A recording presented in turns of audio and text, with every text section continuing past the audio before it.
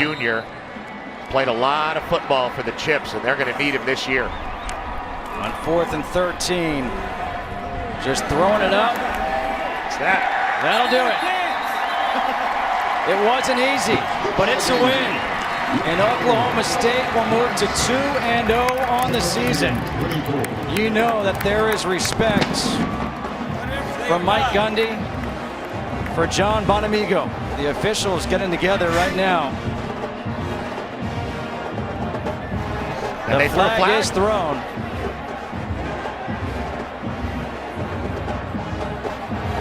John Bonamigo's kept clapping. The Chips are still in it. Intentional grounding. Number 2 was still in the pocket, and there was no receiver in the area. That's a loss of down foul at the spot of the foul, and there will be one untimed down. Wow. First down, Central Michigan. You can't just throw it up, I guess. There wasn't anybody in the area. They didn't run anybody down the field, and I guess the officials knew exactly what the Cowboys were trying to do in this situation. Yeah, there was nobody down the field. Yeah, nobody's down the field. Nobody ran out on a route. They were all in a protection. They were all in that pocket cup. And there's nobody there. Great call by the officials and a good catch.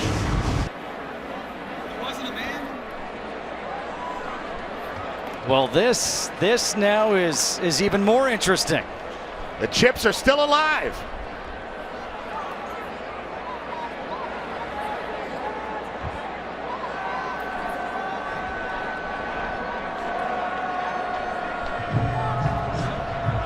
Let's see where they're going to spot it.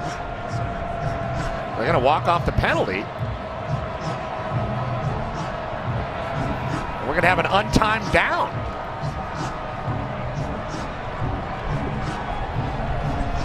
You know, they say a game can't end on a defensive penalty. In this case, a game can't end on an offensive penalty either. So it's spotted at the 49 of Central Michigan. Cooper Rush is in the shotgun. 3 players lined up essentially by the goal line. Rush stepping up, throwing to Kroll, catches the lateral. Here comes Willis. Willis racing to the end zone. Touchdown! Unbelievable! Central Michigan does it!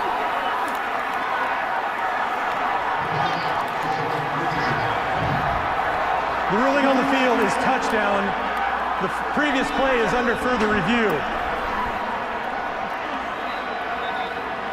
I've never seen anything like that. Cooper Rush did not have the arm strength to get the ball all the way down into the end zone for a conventional Hail Mary. So they get it to Kroll, who's able, while he's going down, to flip it to the former high school quarterback, Corey Willis, who ran about 50 yards across the field to take it to the house.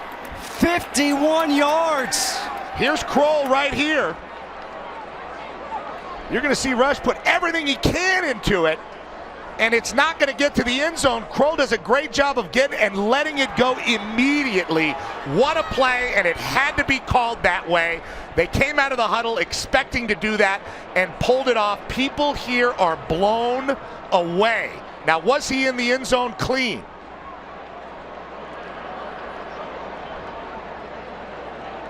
He's got the lean, he's got the stretch. It looked like that left knee was down, but I think the ball was over in time. Ashton Lampkin was trying to wrestle him down.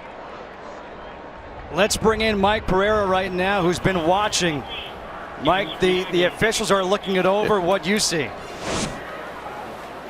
Yeah, I'll tell you, we've been having a real discussion here as to whether or not they should have extended this game for the one-play period, because the rule book does state that you don't extend for an offensive penalty if the offensive penalty includes loss of down, which the intentional grounding did. So as we look at it here, yeah, we think this is a touchdown, but we really think we're looking at a misenforced penalty here and not and extending the game when it shouldn't have been extended period.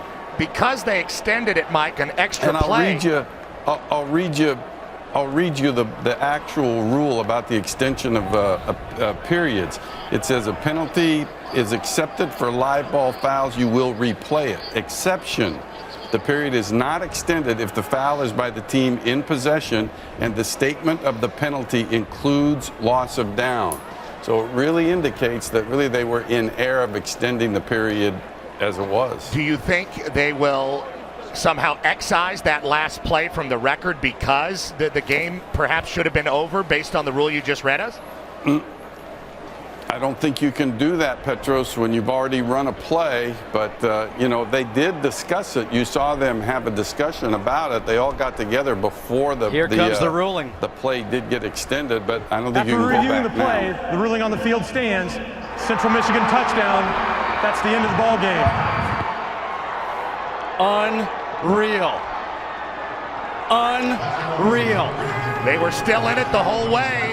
They never didn't believe the beating heart of the Chips was unflappable in Stillwater today. I can't believe what we saw. That was pretty special. On a play that Mike Pereira just told us should never have probably happened, we just saw the improbable happen.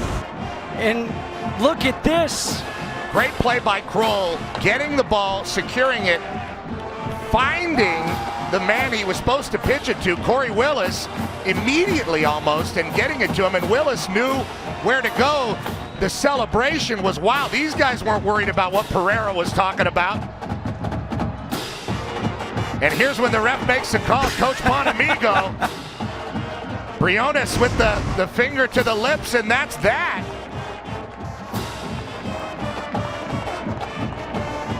30-27, Central Michigan with the upset over Oklahoma State here in Stillwater. Still in shock.